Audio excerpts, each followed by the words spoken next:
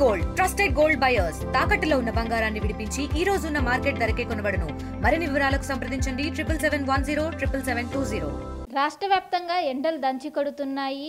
ఎండల తీవ్రతతో అనారోగ్యం బారిన పడుతున్నారు. ప్రధానంగా ఈ ఎండల తీవ్రతతో కిడ్నీ స్టోన్స్ కేసెస్ అనేవి విపరీతంగా పెరుగుతున్నాయి. దీనికి సంబంధించినటువంటి ఒక press release Asian institute of urology and nephrology వైద్యులు ప్రకటించారు. అసలు ఈ ఎండాకాలంలో ఈ కిడ్నీ స్టోన్స్ కేసులు పెరగడానికి గల కారణాలు ఏంటి, దీని గురించి మనతో మాట్లాడడానికి Asian institute of nephrology and urology doctor Deepak గారు ఉన్నారు. వారితో మాట్లాడదాం. సార్, ఎండాకాలం వచ్చిందంటే ఈ స్టోన్స్ పెరుగుతున్నాయి అంటూ కూడా వైద్యులు చెప్పారు. ఏంటి ఈ స్టోన్స్ పెరగడానికి గల కారణాలు ఏంటి? నమస్కారం అండి. ఈ వేసవి కాలంలో ఈ రాళ్లకు సంబంధించిన ఇబ్బందులు ఎక్కువ అవడం అన్నది వాస్తవమే. మన దేశంలో చూసామనుకోండి 12% మందికి కిడ్నీలో రాళ్ళు వచ్చే అవకాశం ఉందన్నది మనకు లిటరేచర్ చెప్తుందన్నమాట. కానీ ఈ వేసవి కాలంలో దరిదాపు 12 నుంచి 10 ఇంకా 5% ఎక్కువ 17 నుంచి 20% మందిలో ఈ రాళ్ళు కనబడుతూ ఉంటాయి మనకు. ప్రధానంగా ఎందుకు దీనికి కారణాలు ఏముంది? ఎక్కువ మటుకు రోజుకి 2.5 నుంచి 3 లీటర్ల నీళ్లు తాగమని చెప్తూనే ఉంటాం, అందరికీ ఈ విషయం తెలిసిందే. అయినా సరే ఆ మాత్రం నీళ్లు తాగడం చాలా తక్కువ, అరుదు. ఈ ఎండాకాలంలో చూసారా, ఆ నీళ్లు తాగకపోవడమే కాకుండా ఈ ఎండ వల్ల మన బాడీలోంచి చెమట ద్వారా నీళ్ళు ఎక్కువ మనం ఇంకా లాస్ అవుతాయి అన్నమాట. అప్పుడు అవసరం అనేది 2.5-3 కాదు, 3.5-4 లీటర్ వరకు కూడా అవసరం పడవచ్చు. సో తాగవలసిన నీళ్లు తాగకపోగా ఎండ వల్ల ఇంకాస్త నీరు బాడీలో నుంచి వెళ్ళిపోతుంది. కాబట్టి రాళ్ల సమస్య ఉన్న వాళ్ళకి ఇంకా ఎక్కువ ఇబ్బంది వచ్చే అవకాశం ఎక్కువ.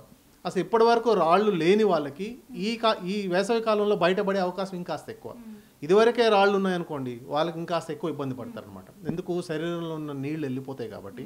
దాంతోపాటు సోడియం, ఆ సోడియం ఇంటేక్ కూడా కొద్దిగా ఎక్కువ ఉంటుంది అనమాట సమ్మర్లో. ఆ ఉప్పు ఎక్కువ శాతం తీసుకునే వాళ్ళలో కూడా ఈ రాళ్ళనే ఇబ్బంది వస్తుంది అనమాట. సో ఇవి రెండు ప్రప్రథమంగా వేసవి కాలంలో మనం గమనించే విషయాలు. అంటే ఇప్పుడు మనం పీక్ సమ్మర్లో కూడా వెళ్ళలేదు, జస్ట్ మే నెల మొదటి వారంలోనే ఇప్పుడే ఈ విధంగా ఉంటే రానున్న రోజులు ఇంకా పెరిగే అవకాశం ఉందా? ఎలాంటి జాగ్రత్తలు తీసుకోవాలి కిడ్నీ స్టోన్స్ సంబంధించి? అంటే వేసవి కాలం అన్నది ఈ మే నెలలో ఆల్మోస్ట్ మనం పీక్లో ఉన్నట్టే లెక్క. ఓ విధంగా ఎటొచ్చి మనకు ఈ 2-3 నెలల్లో రాళ్ళకు సంబంధించి ఇబ్బంది పడే వాళ్ళలో కాస్త ఇబ్బందులు ఎక్కువ వచ్చే అవకాశమే ఉంది. ఎలాంటి జాగ్రత్తలు? అదే నీళ్లు తాగడం అన్నిటికంటే ఇంపార్టెంట్. ఇప్పుడు 2.5 నుంచి 3 లీటర్లు అవసరం అనే వాళ్ళలో 3.5 నుంచి 4 లీటర్ల వరకు నీళ్లు తాగడంలో తప్పేం లేదు. చెమట ఎక్కువ పట్టే వాళ్ళల్లో నీళ్ళు ఇంకాస్త ఎక్కువ తీసుకోవాలి. అప్పుడే మనకు ఆ వాటర్ లాస్ ఏదైతే ఉందో అది కాస్త మనం పూడ్చగలం అనమాట. లేదు, నీళ్లు తాగడం తగ్గించారనుకోండి, ఆ సిమ్టమ్స్ పెరుగుతాయి, త్వరగా రాళ్లకు సంబంధించిన ఇబ్బందులు త్వరగా వచ్చేస్తాయి. సో ఈ కిడ్నీ స్టోన్స్ కేసెస్ సంబంధించి ఏ విధంగా ఉంటుంది? ఎక్కువ ఏజ్ ఫ్యాక్టర్ వల్ల దీనికి ఎఫెక్ట్ అవుతుంది. కిడ్నీకి సంబంధించిన రాళ్ళు అన్ని ఏజ్ గ్రూప్స్లో ఉంటాయి. అన్ని వయసు ఉన్న చిన్నపిల్లలు, 1 సంవత్సరం బిడ్డ దగ్గర నుంచి 90 ఏళ్ల వయసు వరకు ఎవరిలో ఉన్న రాళ్ళు రావచ్చు. ఎక్కువగా టీనేజ్ గ్రూప్స్ అంటాం. ఈ 13, 12, 13, 14 ఏళ్ల వయసులో నుంచి 20, 22 ఏళ్ళు ఉన్న వయసులో ఫిజికల్ యాక్టివిటీ ఎక్కువ వాళ్ళు. ఈ సమ్మర్లో అయినా సరే బయటకు వెళ్ళి ఆడుకునే అవకాశం ఎక్కువ, చెమట పడుతుంటుంది, నీళ్లు తాగరు. ఈ జ్యూస్లు అవి తాగడం అలవాటు చేసుకుంటారు. కానీ ఆ జ్యూస్ తాగినంత మాత్రాన నీళ్లు తాగినట్లు కాదండి. పెద్దవాళ్ళైనా సరే, నాకు బార్లీ వాటర్ తాగే అలవాటు ఉందండి, కొబ్బరి నీళ్ళు తాగుతున్నాను, అవి తాగినంత మాత్రాన నీళ్లు తాగినట్లు కాదు. గుర్తుపెట్టుకోవాల్సింది 2.5 నుంచి 3 లీటర్ల నీళ్లు తాగవలసిందే. మీరు కొబ్బరి నీళ్లు, బార్లీ వాటర్ తాగినా కూడా నీళ్లే. సో యంగ్ ఏజ్ టీనేజర్స్, కాస్త యంగ్ అడల్ట్స్ ఉన్న వాళ్ళలో ఎక్కువ ఫిజికల్ యాక్టివిటీ, బయట ఎండలో పనిచేసే వాళ్ళు, ఆటలు ఎక్కువ ఆడేవాళ్ళు, ఎక్కువ చెమట పడుతుంది. కాబట్టి వాళ్ళు ఇంకాస్త జాగ్రత్తగా, మామూలుగా తాగేదానికంటే ఒక 1/2 లీటర్ నీళ్ళు ఎక్కువ తాగవలసి వస్తుంది ఈ ఏజ్ గ్రూప్ ఉన్న వాళ్ళు. ఆల్రెడీ రాళ్ళు ఉండి ఇబ్బంది పడుతున్న వాళ్ళు, కొద్దిగా కిడ్నీకి సంబంధించిన ప్రాబ్లమ్స్, సికేడి అంటాం, వాళ్ళల్లో రాళ్ళు ఉన్న వాళ్ళు కూడా ఇంకాస్త జాగ్రత్తగా ఉండాలి. వాళ్ళకేంటి, కిడ్నీ ఫంక్షన్ తక్కువ ఉంటుంది కాబట్టి నీళ్ళు ఎక్కువ తాగొద్దు అని చెప్తాం ఒక పక్క. ఇంకొక పక్క దాంతోపాటు రాళ్ళు ఉన్నాయనుకోండి, కొద్దిగా ఇది క్లిష్టమైన పరిస్థితి అనమాట. సో వేసవి కాలంలో ఎండకు ఎక్కువ ఎక్స్పోజ్ కాకుండా, చెమట మరీ ఎక్కువ పట్టకుండా వాళ్ళంతా వాళ్ళని కాపాడుకోవడం అనేది ఈజ్ వెరీ ఇంపార్టెంట్. అంటే ఏషియన్ ఇన్స్టిట్యూట్ ప్రత్యేకంగా దీనిపైన దృష్టి పెట్టింది. దీనికి గల కారణాలు ఏంటి? ఏషియన్ ఇన్స్టిట్యూట్ నెఫ్రాలజీ యూరాలజీ అనేది మా స్పెషాలిటీ ఇదే అండి. మేము చూసేదే కిడ్నీకి సంబంధించిన సింగిల్ స్పెషాలిటీ యూనిట్. అందులో కిడ్నీకి సంబంధించిన రాళ్ళు ట్రీట్మెంట్ అనేది మాకు ఒక విధంగా చెప్పాలంటే 70 నుంచి 75% మా వర్క్ లోడ్లో రాళ్ళకి సంబంధించి ఉంటుంది. సో మేము నేను రోజు పొద్దుననగా వస్తే రాత్రి వరకు చూసే పేషెంట్లలో 80% రాళ్ళకి సంబంధించిన వాళ్ళే ఉంటారు. కిడ్నీ రాళ్ళు, ప్రాస్టేట్కి సంబంధించిన ఇష్యూస్, ఇవి మేజర్ 80-90% వరకు మా వర్క్ లోడ్ ఇదే ఉంటుంది అనమాట. మా హాస్పిటల్ ఈ స్పెషాలిటీకి సంబంధించిందే కాబట్టి మాకు దీని గురించి కాస్త అవగాహన ఎక్కువ, మీకు డీటెయిల్స్ ఇచ్చే అవకాశం కూడా ఎక్కువ ఉంటుంది. ఈ సమ్మర్లో అయితే ఇదివరకే మేము అన్నట్టు కూడా సిటీలో 4 సెంటర్స్ ఉన్నాయి మావి. అన్నీ కలిపితే రోజుకి దగ్గర 200 పేషెంట్లు పైగా చూస్తున్నాం మేము. ఏది రాళ్ల సమస్య ఇబ్బంది పడుతున్న వాళ్ళలో. అంటే ఒకరికి సర్జరీ అవసరం పడచ్చు, ఒకరికి మెడిసిన్స్తో ట్రీట్ చేస్తాం. ఎటొచ్చి ఆ ఇన్సిడెన్స్ అనేది చాలా వేగంగా పెరుగుతుంది అనమాట. రాళ్లకు సంబంధించిన ఇబ్బందులు ఈ పొగ ఈ మధ్య ఇన్సిడెన్స్ పెరుగుతుంది. ఈ సమ్మర్ వల్ల ఇంకాస్త మరీ ఎక్కువ అయింది. సో వింటర్ సమ్మర్ కంపేర్ చేస్తే ఎందుకు ఇలా పెరుగుతూ ఉన్నాయి? వింటర్లో ఏ విధంగా ఉంది, ఇప్పుడు సమ్మర్కి వచ్చే విధంగా ఏ విధంగా ఉన్నాయి కేసెస్, అండ్ ఓపీలు మీ దగ్గర ఎంత ఉంటుంది?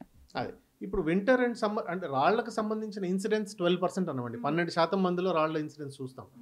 కానీ ఈ సమ్మర్ వేసవి కాలంలో ఏంది అని అంటే ఈ ఆల్రెడీ రాళ్ళ ఇబ్బంది ఉన్న వాళ్ళకి సిమ్టమ్స్ వచ్చే అవకాశం ఎక్కువ, అందుకని ఎక్కువ చూస్తాం. సో రిలేటివ్గా ఆ పర్సెంటేజ్ మనకి ఎక్కువ కనపడుతుంది. వేసవి కాలం వచ్చేప్పటికి నీళ్లు తాగడం తక్కువైనా సరే వాటర్ లాస్, స్వెట్ ద్వారా వాటర్ లాస్ అనేది తక్కువ ఉంటుంది. సో అంతగా సిమ్టమ్స్ ఎక్కువ కనబడవు అనమాట. అందుకని సమ్మర్లో ఇన్సిడెన్స్ ఎక్కువ కనబడుతుంటుంది మనకు. లైక్ సిమ్టమ్స్ ఏమేమి కనిపిస్తాయి మనకు? రాళ్లకు సంబంధించిన సిమ్టమ్స్ ప్రప్రథమంగా ఎక్కువ మటుకు వచ్చేది నొప్పి.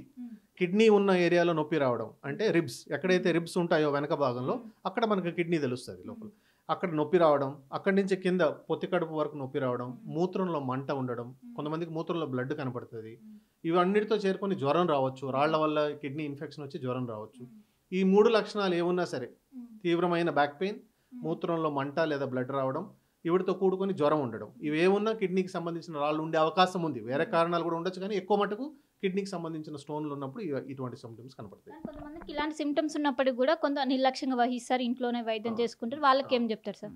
అంటే బ్యాక్ పెయిన్ వచ్చిన వాళ్ళందరిలో రాళ్ళు ఉన్నాయని నేను అనట్లేదు కానివ్వండి. కొంతమందికి సివియర్గా బ్యాక్ పెయిన్ వచ్చినప్పుడు బ్యాక్ పెయిన్ వస్తుంది, నొప్పికి సంబంధించిన బిళ్ళలు మింగండి, జ్వరం వచ్చింది పారాసెటమాల్ గోళీ మింగండి అనేది వైద్యం కాదండి.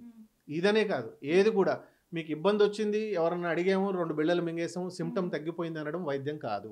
ఎందుకు వచ్చింది, ఇది కారణం, నాకు ఈ పెయిన్ ఎందుకు వచ్చిందని తెలుసుకోవడానికి యూరాలజిస్ట్ దగ్గర రావాల్సిన అవసరం లేదండి. మీ ఫ్యామిలీ డాక్టర్ దగ్గరికి వెళ్ళండి.